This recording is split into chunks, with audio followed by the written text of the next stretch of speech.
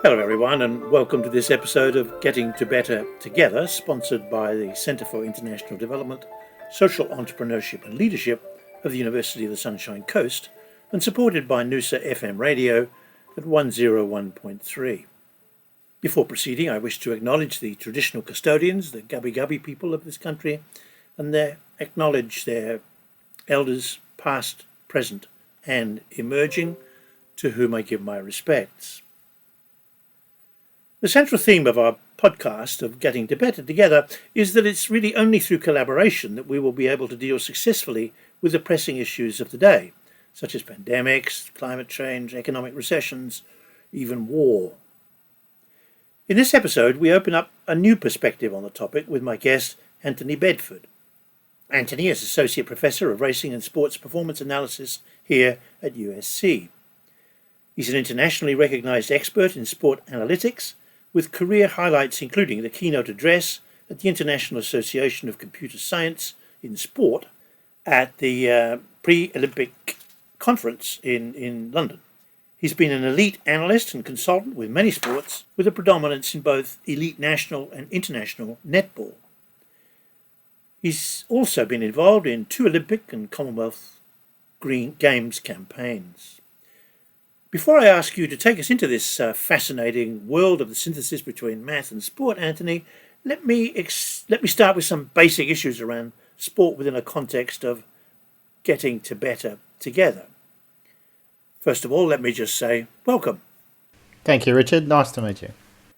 Sport, in my experience over the years, is a wonderful mechanism for developing collaboration. I played a lot of rugby in school when I was in post-war England, and I played cricket and tennis and so on.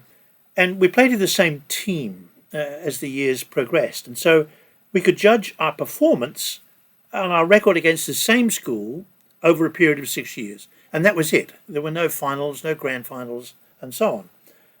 And then I found the same thing when I went to university, and I then also played for a small provincial town. Coming to Australia, I confronted a totally different sports culture. Competition. My own children and my grandchildren played sport in a competitive arena from a very early age. Like 6 and 7-year-old, they were playing in leagues. Yet the spirit of collaboration lived on. And here I am at the ripe old age of 82, playing competitive as well as social croquet. I'm experiencing the same creative tension between competitiveness and collaboration. These ideas ring true to you? Were you a sporty kid or a maths whiz or both? Yeah, kind of both, Richard. I loved playing football or soccer. I grew up in Melbourne, played a lot in high school and went through post-high school and played a lot of team-based sport. I also was pretty handy at sprinter, and like everyone in this world was, nudging national selection, but of course I wasn't. But I did find that collaborative environment of sport the thing that kind of bonded us together, and I kept thinking about mathematics while I was playing, which is kind of weird. And if you talk to any of my former athletes or current athletes I work with, they keep hearing me talk about triangles and squares and attacking lines, and it's kind of fascinating to think that maths has such an integral part. And I just love talking about these things and saying, especially in netball, for instance, that you don't want straight lines, you want triangles, and triangles to pass the ball around. But that team environment, growing up as a kid, it was a great way to collaborate because mathematicians, we do think a little bit differently, I think, in our own unique way, and I think it's a great place to come together with people that are very movement and more kinesthetic. Whereas I'm very much a read-write person, so it was nice to have that combination between those that are kinesthetic movers and those analytical type movers. Right. Would you see yourself as more of an abstract mathematician with an interest in analytics, or the other way around? I think the former. Yeah, definitely the former way. Although I'm migrating, the more of my career goes, I'm much more interested in the analytical thinking than the abstract. But I can see a basis for it, like the shapes, etc., etc. They're very pure mathematics. Entertain me a lot less, and the more and more I go down my career pathway, I see the value in that subjective angle And then, of course, I try to quantify that to create success. But I've learned a lot that as young analytics students of the game and analytically can become very blind by numbers, and you have to put it in context. And I've kind of, I hope I've been successful in my career in translating very abstract and pure things to make teams successful by contextualizing it. And it's a real power of, or a real skill, I guess, of the expert analyst. How do you convey that to the people that, first of all, that you're analysing and therefore collaborating with, and then with students? Yeah, I'll talk about high performance teams. So I was with the Sunshine Coast Lightning for 5 years and the Melbourne Vixens before that. Many different teams. I've just come back from a tour with the Silver Ferns, the Netball New Zealand team. And the common themes are, one needs to break down complex concepts into, say, metaphors. One I was using at Lightning was called GIFs. We need to give GIFs, and GIF stands for gains, feeds, and turnovers.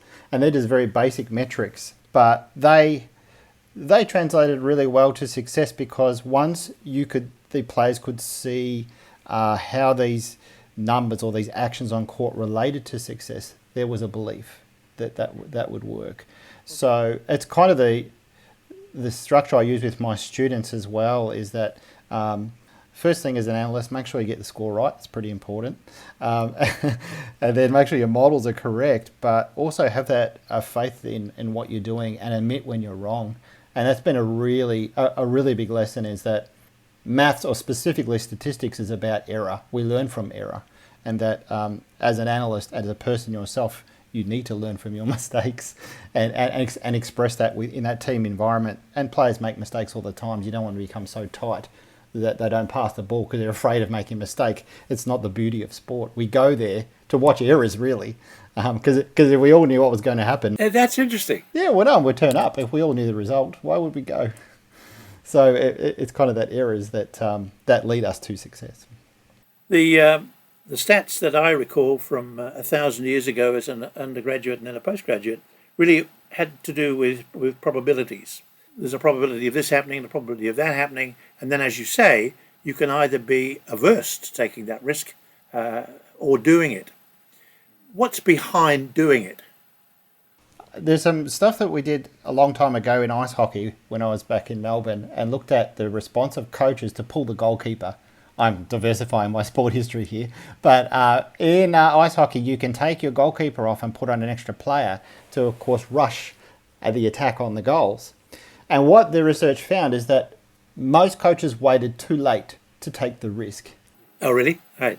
Yes, because they were risk averse. But if they took that risk earlier, they had a much better opportunity to get that late goal to go into overtime and perhaps win that game. So I think it's an innate fear of coaches of making mistakes. And to flip that kind of on its head, with my work with the Australian Olympic badminton team, I was working with them on when to take a risky serve in a game, because that element of risk, you can only do it once or twice. It's called a lift serve. And it's kind of like a lob in tennis, kind of like what Nick Kyrgios does sometimes, that under the leg serve, to surprise your opponent. But often it was taken when the game was well and truly over. So we needed to take it earlier. So there seems to be this rather risk-averse approach that we have to play safe to win. But in fact, some proponents of knowing when to do that risk.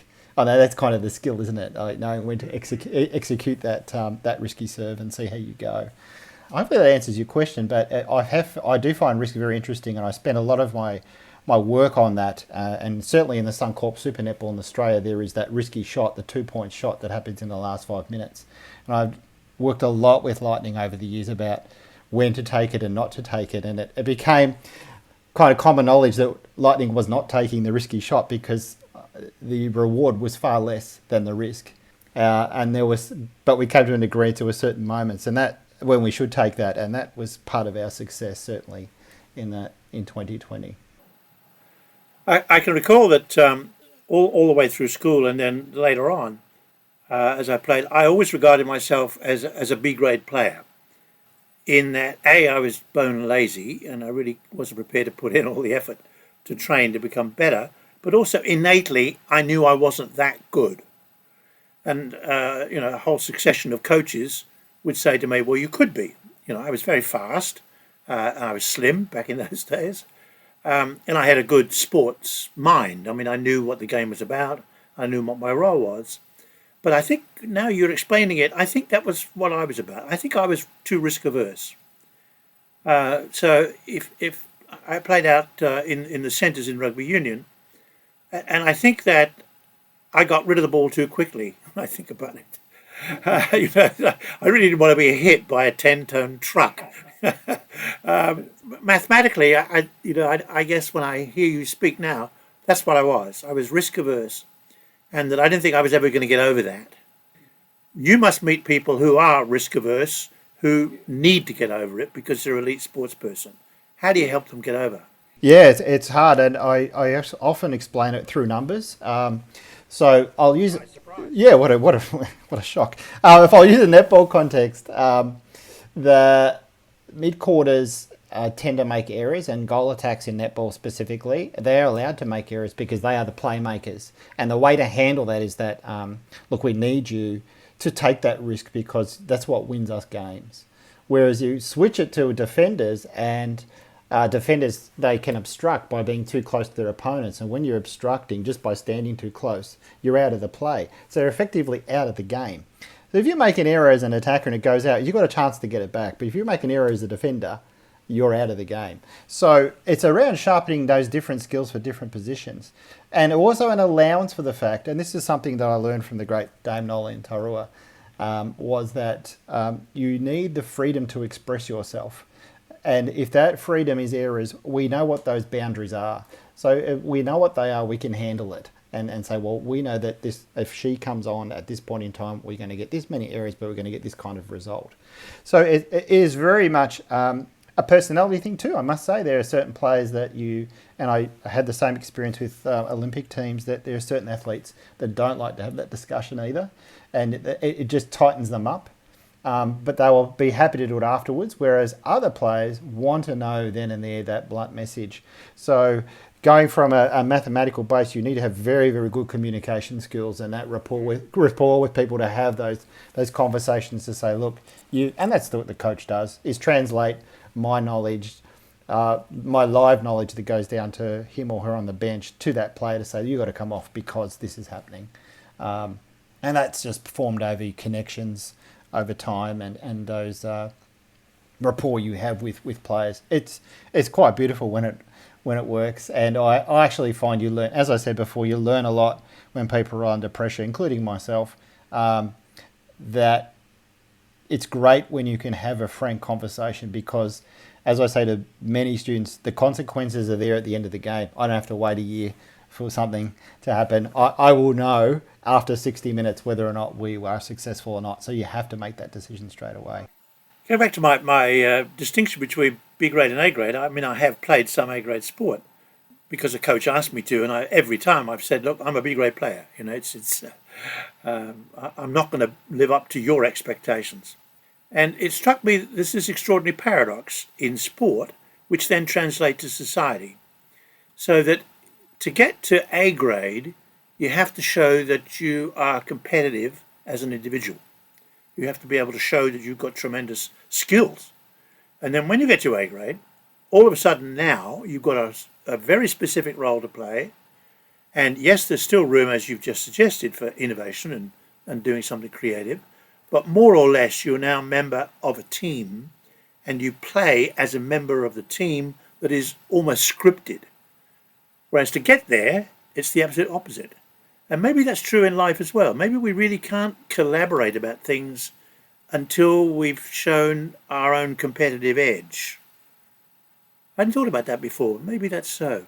Yeah, it's a nice thought because sport is ultimately about people and that freedom to express oneself.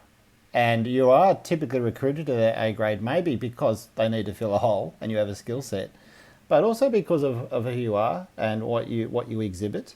I mean, you wouldn't be picked for a back position if you're a forward.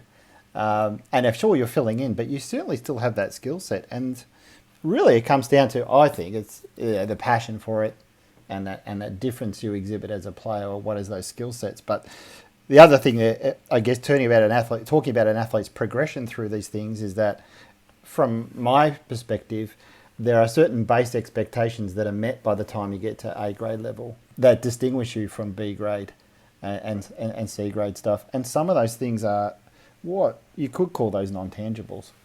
That passion, that desire to win, they can get you a long way in sport. But of course, you have to have that base skill set. It's an interesting thought, Richard. Let me switch a little bit to the to math sport, about which I had never heard. You sent me some stuff, and I checked more on the internet, and I found the topics absolutely extraordinary. So here's just a few brief examples from a ANSIAM, and you might explain that in a moment, and a math sport conference. And the proceedings include things like applying least squares to team sports and Olympic winning performances, which is clearly very mathematical on the one hand, and then something really abstruse like a mathematical model of giant swings on the horizontal bar.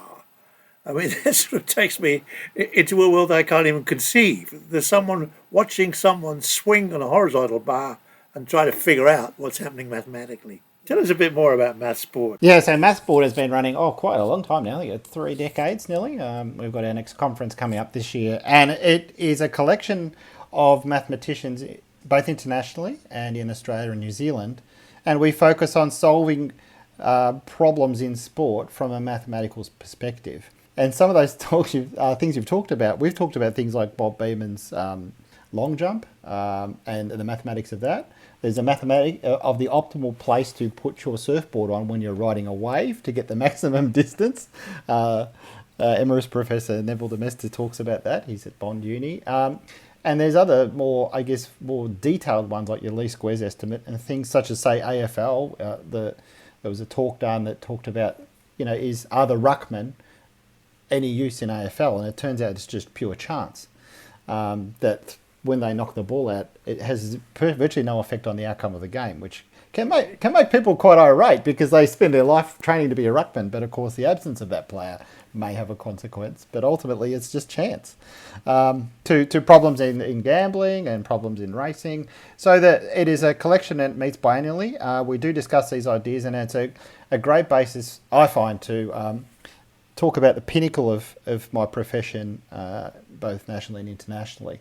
But on top of that, I love bringing students along, and that's a great pathway for emerging students to see the connections between their skill set in maths, which might seem very, very distant from sport. And of course, I often think sport's a nice little micro representation of society in many ways. Yeah, exactly. Yes. So it's a nice conference, and we have delegates come around from the world to talk about these ideas. And there's a lot of collaboration that happens from your scientists at, say, the Australian Institute of Sports, and your people like me that work with in high performance teams, to people that just have a hobby for chess or like to surf. So it's a nice open environment where people can talk about these their mathematical solutions to world's problems in sport. Well, I obviously need to consort with you in terms of the of my playing on croquet. I mean, croquet's I don't know if you know much about it, but it's a very strategic game. You're playing with 4 balls, either as 4 different players or 2 players with 2 balls each, and you have to think about the future and where your ball's going to be, or where you want their ball not to be. And I find that really absolutely fascinating. Plus the skill of them being able to do that. I mean, I played golf for a long time, socially and as well as a bit competitively, and I find that croquet is just so much more clever. And I'm wondering if I spoke to you long enough, you could help me mathematically because a lot to do with angles. Yes. Oh, right. So there you got 2 types of maths. You've got angles, and you've got the strategy geometry and likelihood and algebra. Yeah. Oh, I love it. You're talking dirty, Richard. I love it.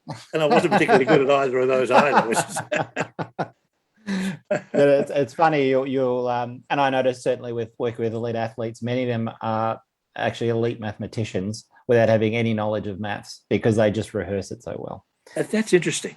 Yeah. They know that their likelihood here is less just through instinct and repetitive practice rather than through any sort of sort of long-term empirical knowledge. Is maths now so innate in you that you don't even recognise that you're being mathematic? In other words, when you look at things, do you still quantify? Do you still analyse it as a mathematician? You try not to be honest. Life's quite joyous, and you can see the joy of maths in things, but I like to see it the other way around. That there is great joy in life with a bit of maths involved. Right, that's great. I mean, a great friend of mine is a psychologist, and he hates going to cocktail parties and saying he's a psychologist. Oh goodness, yeah. People say, "You watching me?" Let's reverse the situation. How useful is sport in teaching maths? Oh, it's tremendous, and I have to say it's been one of the pinnacles of success in my career. So I used to go out to. We had a real problem in engagement in mathematics programs. Numbers were dwindling about 20 odd years ago. So I said, let's go out to high schools and I'll show them the stuff we do in sport. And I have graduated 4 PhDs in my career that I met in high school because they got excited about it. And numerous students have gone through university because they wanted to do eventually what they saw math could do, and no one made that connection. So I'm really proud of that. And on top of that, the emphasis on female sport, specifically netball, has been a great vehicle for plenty of females to work their way through in mathematics careers to see that they can do that as well. And some get into it and hate it and go and do other careers, but they did what they were good at.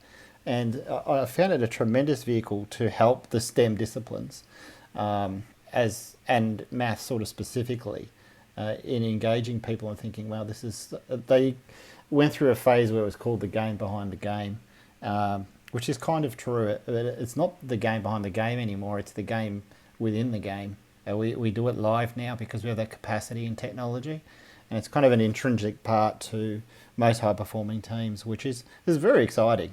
Because for people with fairly abstract and mathematical skills to be involved in something that is kind of not seen that way. It's, as you know, it's kind of seen more as a touch, feel, kinesthetic, a movement, emotion type engagement, whereas maths is seen as extremely clinical, black and white, pure, clean. But it does certainly require that emotion, that communication, and that really strong connection between people, which I find the most powerful part of maths in sport. You're right. I mean, there are such strong parallels, aren't there? Therefore, from that perspective in life itself and sport, and that's what I would love to try and capture in this series, for people to see the issues that we're facing from all sorts of different perspectives, and be able to say, "Oh God, I never thought about that before." And you've been wonderful in this context of really introducing me and hopefully our listeners to all sorts of different ideas about how you look at life. Just going back to netball for a moment, I could never get onto that game, in that most other sports that I know have a flow. There's a sort of flow. And netball there is with the ball, but not the player. There's a sort of idea that when you've got the ball, you've got to stop, and you've got a little zone to stay in. And then, funnily enough, I watched my granddaughter last weekend play netball. And true, the ball flows really well, but these poor players have to suddenly stop. What's the logic behind that? I'm not going to make up the rules of the game or discuss the rules of the game, but it's a bit like life, isn't it? We have to stop sometimes. We can run very, very quickly, and when we get the ball, we have to stop and think. And get rid of it. And then get rid of it and move on to the next one. It's a great game. It's a lot like chess and a lot like AFL, in the way that I know that in AFL it's more continuous and flowing, but the players have zones, so they're restricted to zones. But certainly, stopping when you catch the ball is not great for knees, as you can talk to any netballer about. No. But the game is incredibly fast. And the comparisons are made with basketball. And when you watch netball or have been involved with it and compared it to basketball, you think, goodness me, basketball is actually really slow compared to netball. Yes. But it's the ball that's moving quickly. Yes, that's right. And the micro movements, and these players have tremendous acceleration. They're some of the fittest athletes you will find. Is that right? Oh, they're incredibly fit. And they do run, and then they get the ball and they stop. Right. But then they got to run again. So it's a lot of accelerations and decelerations. Some athletes do 200, 300 a game. Is that right? The elite athletes can do 300 accelerations and decelerations at high intensity. So it's a fascinating sport to watch at every level. It may be a It granddaughter. reminds me of the punctuated equilibrium theory in evolution, which is precisely that. Things run along for a stop and then stop, and then they suddenly jump forward again. Yeah, I think maybe we could push the metaphor a bit further to say that even though as individuals we stop and start, the issue keeps moving. The ball, yes, keeps moving.